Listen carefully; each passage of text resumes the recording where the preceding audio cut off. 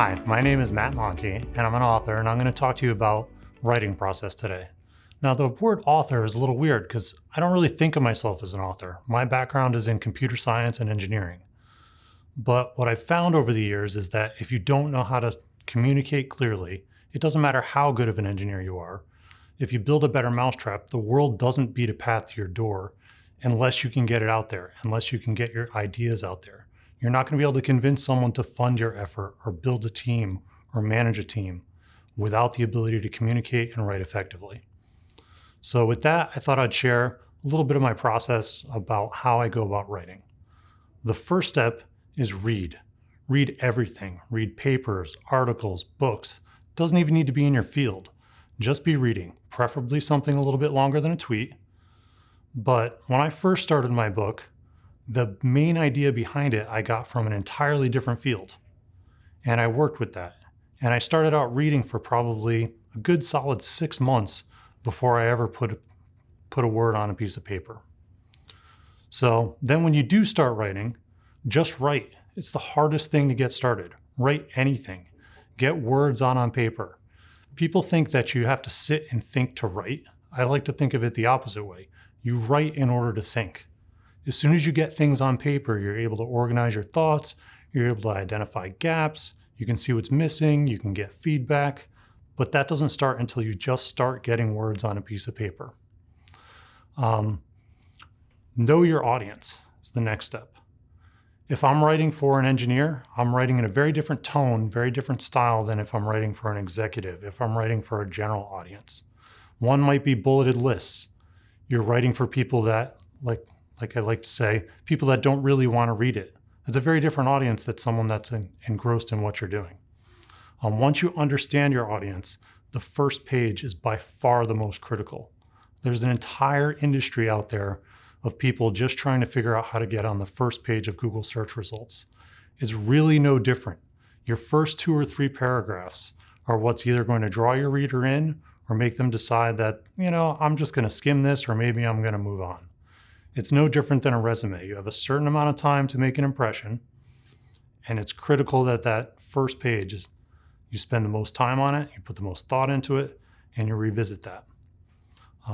My final tip is, where possible, to use visuals. In this medium, I can't really hold up any pictures necessarily, but when you can't, use visual language. But no one likes staring at a giant page of text. So if you can break it up with diagrams, pictures, anything you can really think of, just to kind of break the mental flow of the person reading it, it will help emphasize what your points are. So I thought I'd also talk a little bit about the editing process. First rule, actually it's pretty much the first 5 rules. You can't be your own editor. As much as you like to think you can, when you read your own work, you read what you were thinking. You don't read what you've actually written. So you need someone else to come in and read it. Even if they're reading it out loud with you sitting next to them, you need someone else to come in and be an editor for you. It can be a trusted friend. It doesn't have to be even someone that's familiar with the field, but just make sure it's not yourself. Number 2, accept criticism without ego. That's very hard because you get attached to the words that you've written, and your instant feedback to someone criticizing your work is, no, but this is what I meant, or this is what I wanted to say. But you really need to just listen. I recently had to do a policy paper, and I had 5 different people who I really respect, offer critiques. And in some cases, the different people actually conflicted with each other.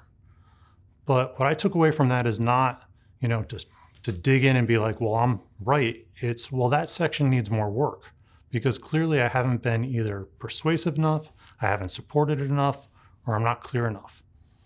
So accept criticism with an open heart and try to just sit there and listen.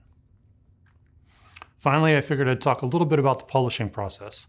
I was new to this when I started. I have all of 1 book that's gone through the process, so you can take that for what it's worth. But the cliche is true, rejection is normal. I didn't submit my manuscript and get it accepted on the first time. That took work. So, and even when it was finally accepted, man, that was just the beginning of the process. Like the feedback I got at the beginning was, hey, this is a great idea. Now we need you to double it in length and add all these other sections.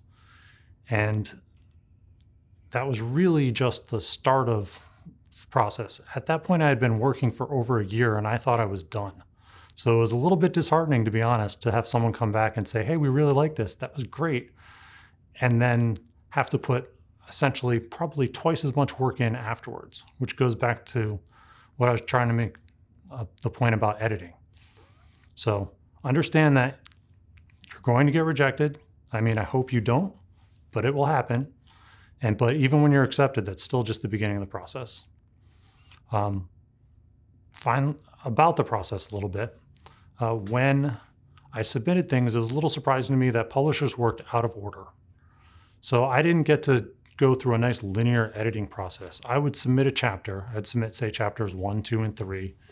And then I'd be working on something 4, and then they'd send 1 back and say, here, we want you to make these changes. And I would still be working on 4, but I'd have to submit 1. And then 3 would come back, and I would have to, update the diagrams or something like that, which speaks to how important it is to be organized.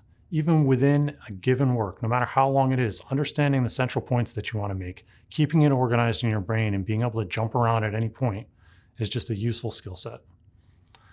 And that's pretty much all I wanted to say for today. The summary is writing is hard. You need to read. You need to understand your audience. You need to get words on paper. Use descriptive language when you can. And if you do that, you'll be successful. And I can't wait to read what you put out there. Can't look forward to reading your stories, your articles, and your poems. Thank you.